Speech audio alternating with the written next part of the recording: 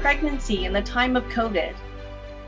An article in the August 2020 edition of Science magazine summarizes some of the fears that plague pregnant women have in these trying times. Obstetricians are trying to understand how to answer patients' questions such as, am I at higher risk of infection by COVID-19? Will my symptoms be more severe if I were to get COVID-19 because I'm pregnant? And, if infected, will the virus damage my baby? While the data being collected and reported on pregnancy and COVID-19 continue to be scarce, some information is available. As of today, August 2020, fetal infections later in pregnancy appear to be exceedingly rare.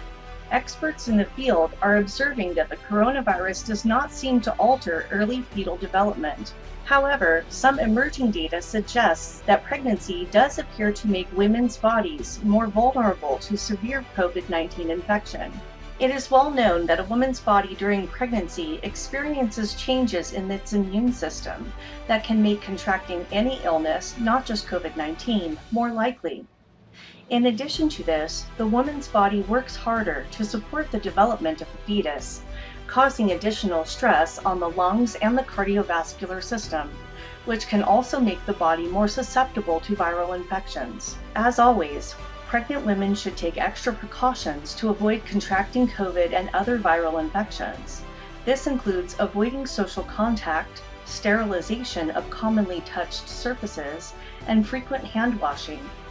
Avoid touching possibly contaminated hands to the face, especially the eyes, nose, and mouth.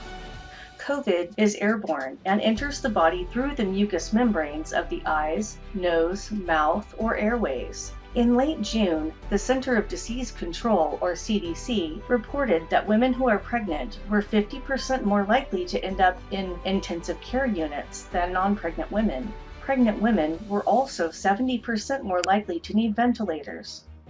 Interestingly, however, the CDC also found that pregnant women were not found to be more likely to die from COVID-19.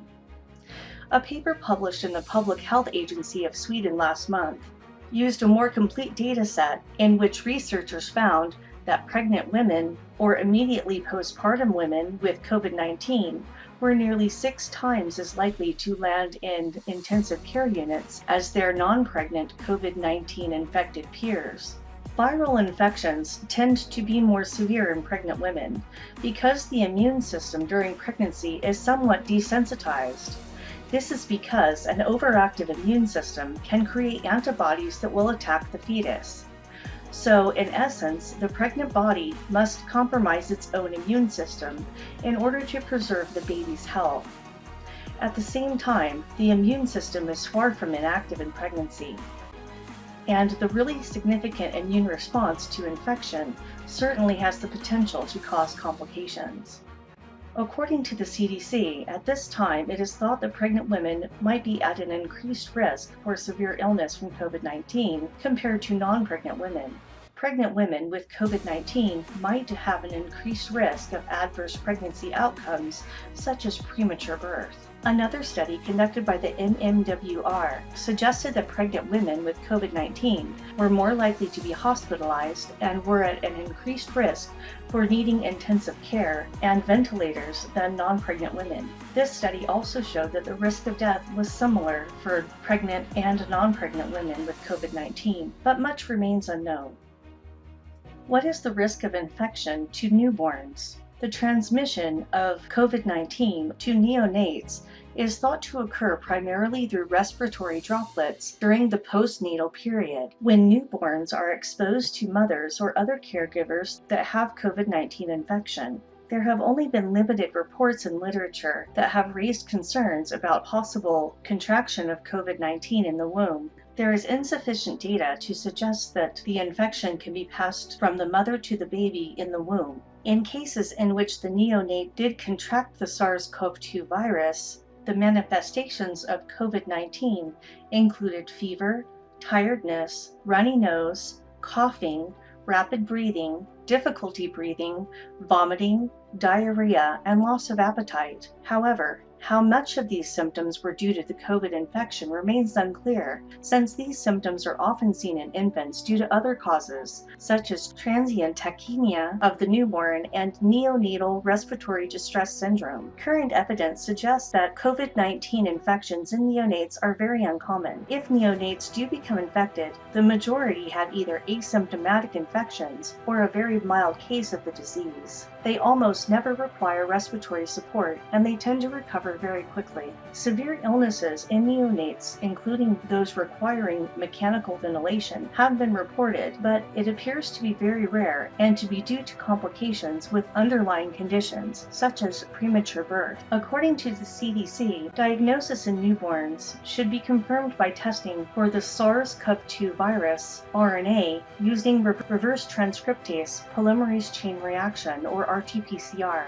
Serological testing is not recommended at this time to diagnose acute infections in neonates. This is because serological testing tests for COVID antibodies and only shows that the infant or the pregnant mother was exposed to the disease in the past, but they do not necessarily have an active COVID infection. Only the RT-PCR tests can confirm that an active infection by the COVID virus exists. Rates of COVID infection in neonates do not appear to be affected by mode of delivery, cesarean sections versus vaginal birth, method of infant feeding, or contact with a mother suspected to have COVID-19 or confirmed to have COVID-19. All neonates born to mothers with suspected or confirmed infection should be tested and should be listed as having suspected COVID-19 infection when test results are not available. Early and close contact between the mother and the newborn has many well-established benefits. The ideal setting for care of a healthy, full-term newborn while in the hospital is in the mother's room, commonly called rooming in. Current evidence suggests that the risk of neonate acquiring COVID-19 from its mother is actually very low. Further data suggests that there is no difference in risk from COVID-19 infection to the neonate, whether a neonate is cared for in a separate room or remains in the mother's room. Nonetheless, wearing a mask and practicing good hand hygiene while caring for a neonate is very important. The Center of Disease Control provides an interim guidance on breastfeeding and breast milk feeds in the context of COVID-19. Here, the CDC asserts that breast milk is the best source of nutrition for most infants, and that it is not known whether mothers with COVID-19 can transmit the virus through breast milk, but limited data available suggests that it is not likely. Whether and how to start or continue breastfeeding should be determined by the mother in coordination with her family and healthcare providers. A mother with confirmed COVID-19 should be counseled to take additional precautions to avoid spreading the virus to the infant, including hand washing and wearing face coverings. Thank you for watching.